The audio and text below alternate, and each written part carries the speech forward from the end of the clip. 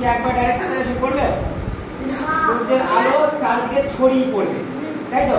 যখন সূর্যের আলো একবার এদিকে আসছে, তাই তো, একবার এই সুতা আসছে, একবার ওই সুতা আসছে, চারদিকে যাচ্ছে।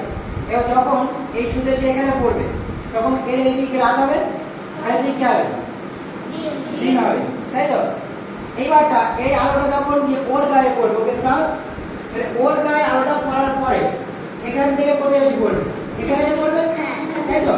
তাহলে এইদিকে যে রাত ছিল সেটা কি হবে? এই আলোটা এসে প্রতিফলিত হয়ে কি হবে? এর গায়ে এসে পড়বে, যার ফলে এখানে কি পূর্ণিমা হবে। কি হবে? পূর্ণিমা। আর যদি এই লাইনে চলে আসে, দেখো, যদি এই লাইনে চলে আসে, এই লাইনে, তাহলে কেমন হবে বলো তো? তাহলে দেখো এর আলোটা এখানে এসে পড়বে, যার ফলে এখানে দিন হলো আর এখানে কি রাত হলো, তাই তো? আর তারপরে এর আলোটা কি এদিকে আসতে পারবে? না, এদিকে কি সরাসরি চলে যাবে? কেউ আটকাবে না, ওদিকে কেউ আটকাচ্ছে না, কেউ আটকাচ্ছে না। তাহলে আলোটা কোনো জায়গা থেকে প্রতিফলিত হয়ে এসে ওর গায়ে পড়বে, যার ফলে কি হবে? এদিকে অমাবস্যা থেকে যাবে।